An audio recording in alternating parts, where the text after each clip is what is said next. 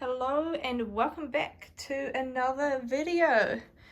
Before we start on what I've done with the city, look at these walls. Oh my goodness. White was such a good choice. It's now so light and clean. Oh my gosh, it looks so much nicer than this orange color, which those are just the doors. We didn't have time to get round to the doors and we need to get more paint. But oh my goodness, that is, in my opinion, a million times nicer than what it was before. I've also been working on the start of the actual city part itself. So this part is going to be very residential. There's going to be skyscrapers, all the city buildings. Here I was starting to sort of structure how I wanted this to be laid out. So I want this grass bit of the mountain to come to about here, slowly going down on a little slope, and then I might have like a little river coming through here with a bridge. I think that would be quite neat. Which then flows into maybe down past the city. Not sure about where it would go, or if it would just come from, this side down to there. So I've been working on that, and with this wall, I want to have the city elevated a little bit because that will help blend it in with the rock work and the beach and the countryside that we've started working on over here.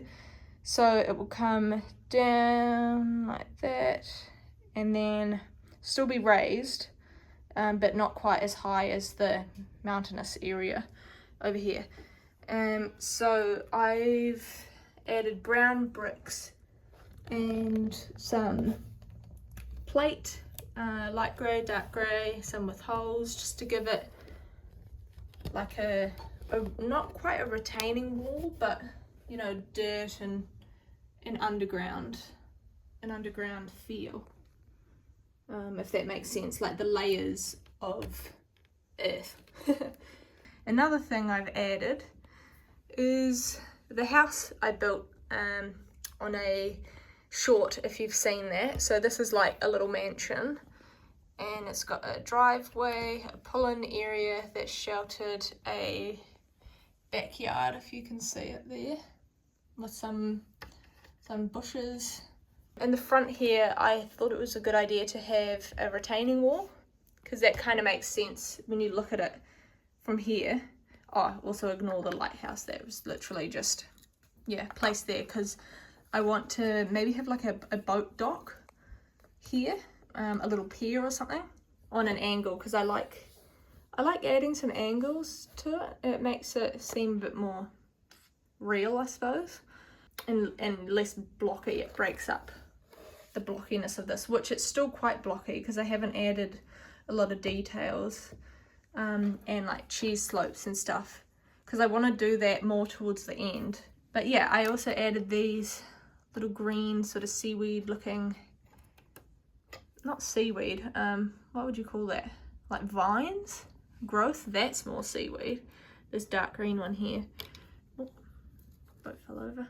Just to make it, break up the grey a little bit and make it seem again more natural. So I'm really pleased with how that looks. Yeah, so I'm pleased with how it's coming along. Let's get working on it. Now I chose to make the dock a dark brown colour to give it the classic wooden feel, and I'm adding grated pieces sort of so that people don't slip on the wood, especially when it's wet. It can get a bit slick. It's like a grip mat sort of thing. That's what I'm going for. I switched out a tile for a couple of studs to secure the dock. Ignore that the boat's fallen over.